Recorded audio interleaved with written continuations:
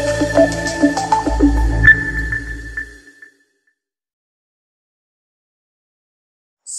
STL series में आपका स्वागत है। आज हम लोग पढ़ने वाले हैं Q इन STL C++। ठीक है, तो Q डेटा स्ट्रक्चर के बारे में आपने जरूर सुना होगा। Q डेटा स्ट्रक्चर क्या करता है? Q data structure basically arrange करता है एलिमेंट्स को फीफो मैनर में, फर्स्ट इन फर्स्ट आउट। मैं आपको एक बार रिकैप कर दूं कि मान लीजिए कि अगर हमारे पास एलिमेंट्स हो 10, 20, 30, 40 और 50, तो क्यू डेटा स्ट्रक्चर किस तरीके से काम कर सकता है इसको आप विजुलाइज कर सकते हैं कुछ इस तरीके से। ठीक है, एक एरे की तरह विजुलाइज करिए, पहला, दूसरा, तीसरा, चौथा, पांचवा, ऐसे मान लेते हैं। आपको पता है कि जब हम 10 को पुश करेंगे, जैसे मैंने यहाँ पे 10 को पुश किया तो 10 यहाँ पे आएगा। इस समय यहीं पर फ्रंट रहेगा और यहीं पर क्या रहेगा? रियर रहेगा। ठीक है, तो जनरली क्या होता है, फ्रंट एंड से डेटा डिलीट होता है और रियर एंड से डेटा इंसर्ट होता है। याद रखिए, क्यू में फ्रंट एंड से क्या होता है, अगर जब भी आप डिलीशन का काम करेंगे तो फ्रंट एंड से होता है डिलीशन, और अगर मैं रियर एंड से क्या होता है, रियर एंड से क्या होता है, इंसर्शन का काम होता है। इस बात को याद रखिए। अब मान लीजिए 20, तो 20 का मतलब ये यहाँ पर है और आपका रियर एंड उठ के यहाँ से कहाँ चला आएगा? यहाँ पे चला आएगा। सिमिलरली अगर मैं कहूँ 30 मुझे इंसर्ट करना है, 30, तो क्या हो जाएगा? 30 यहाँ पे आ जाएगा और रियर यहाँ से उठ के यहाँ पे चला आएगा। सिमिलरली अगर मैं कहूँ कि मुझे 40 इंसर्ट करना है, तो 40 यहाँ पे चला आएगा, इंसर्ट हो जाएगा और रियर उठ के कहाँ पे चला आएगा? यहाँ पे चला आएगा। एंड लास्ट सपोज करिए 50 इंसर्ट करना है, तो 50 को मैं यहाँ पे ला सकता हूँ और रियर एंड उठ के यहाँ पे चला आएगा। ठीक है, तो इसके जो फंक्शंस हैं ओबीसी से मिलते जुलते हैं। पहला फंक्शन है पुश, जो एलिमेंट को पुश करता है। इस यहाँ भी फंक्शन का नाम इंसर्ट नहीं बल्कि पुश ही है, एलिमेंट को पुश करता है। दूसरा इम्प्लेस, सेम लाइक पुश। ठीक है, बैक इस वैल्यू को देगा जो लास्ट में वैल्यू है, फ्रंट पहली वैल्यू को देगा, पॉप यहाँ से डिलीट करेगा। पहले अगर पॉप ये डिलीट हो गया तो फिर इसको ये डिलीट हो गया तो इसको, एंड सो ऑन। साइज बताता है कि क्यू की साइज क्या है, और एम्प्टी बताता है 1 देता है अगर क्यू हमारा खाली है, अदरवाइज देता है 0। ये स्टैक गलती से लिख गया है, तो अगर 1 हमारा रिटर्न होता है अगर हमारा क्यू खाली है, अदरवाइज रिटर्न होता है 0।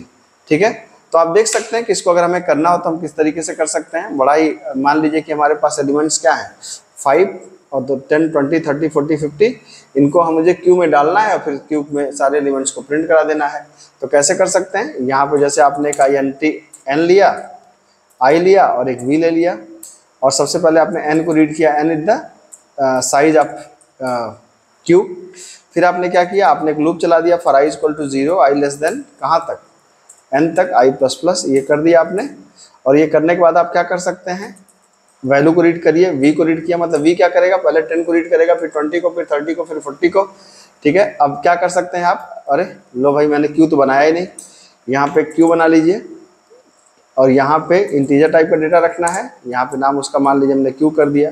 ठीक है, तो अब क्या करेंगे, इस क्यू के अंदर आप पुश कर देंगे किसको, इस वी को पुश कर दीजिए, बड़े आराम से पुश हो जाएगा। उसके बाद अब क्या करना है, अब हमें सारे एलिमेंट्स को प्रिंट कराना है। तो मैं क्या कर सकता हूँ, मैं कह सकता हूँ कि तब तक लूप चलो जब तक क्या ना हो जाए, queue dot empty not equal to true, मतलब जब तक क्यू एम्प्टी ट्रू न रिटर्न कर दे। ट्रू का मतलब बाय डिफॉल्ट क्या रिटर्न करता है, फॉल्स, मतलब खाली नहीं है। और जैसे ही खाली होगा क्या रिटर्न कर देगा, ट्रू रिटर्न कर देगा।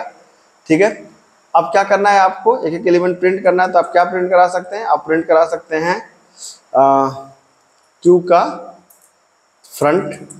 तो क्यू के फ्रंट में आप देख सकते हैं, क्यू का फ्रंट का मतलब क्या होगा, सबसे पहले होगा 10, फिर होगा 10 होगा। अब हमने कहा भाई जब प्रिंट हो जाए, जब फ्रंट प्रिंट हो जाए तो क्या करो, जब फ्रंट प्रिंट हो जाए तो उसके बाद आप क्यू से उस एलिमेंट को डिलीट कर दो। तो हमने कहा क्यू डॉट क्या, पॉप, तो क्या करेगा, क्यू से उस एलिमेंट को डिलीट कर देगा, मतलब जैसे 10 प्रिंट हुआ 10 को डिलीट कर देगा। अब अगली बार फ्रंट क्या हो गया, 20 प्रिंट होगा, फिर इसको डिलीट कर देगा, फिर 30 प्रिंट होगा, उसको डिलीट कर देगा।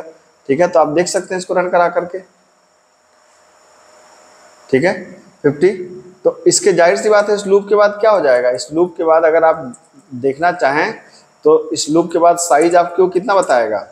अगर मैं इसके बाद प्रिंट कराना चाहूँ कि क्यू की साइज क्या है, तो आप कर सकते हैं size of queue is equal to, जाहिर सी बात है क्या होगी, खाली होगी। तो मैं कह सकता हूँ क्यू डॉट साइज।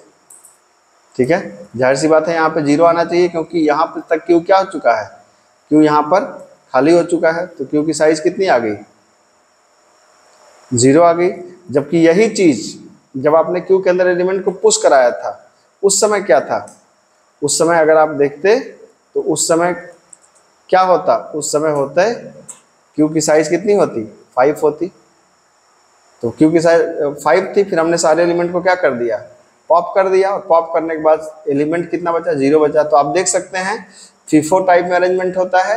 इसका कोई प्रोग्रामिंग क्वेश्चन मैंने इसलिए नहीं लिया क्योंकि इसके ज़्यादातर क्वेश्चन फिर ज़्यादातर ग्राफ वगैरह में इस्तेमाल होते हैं, तो हम लोग जब ग्राफ पढ़ेंगे तो तब इसका इस्तेमाल बहुत ज़्यादा करेंगे, लेकिन अभी बेसिक क्वेश्चन के तौर पे इसको लेना ठीक नहीं था।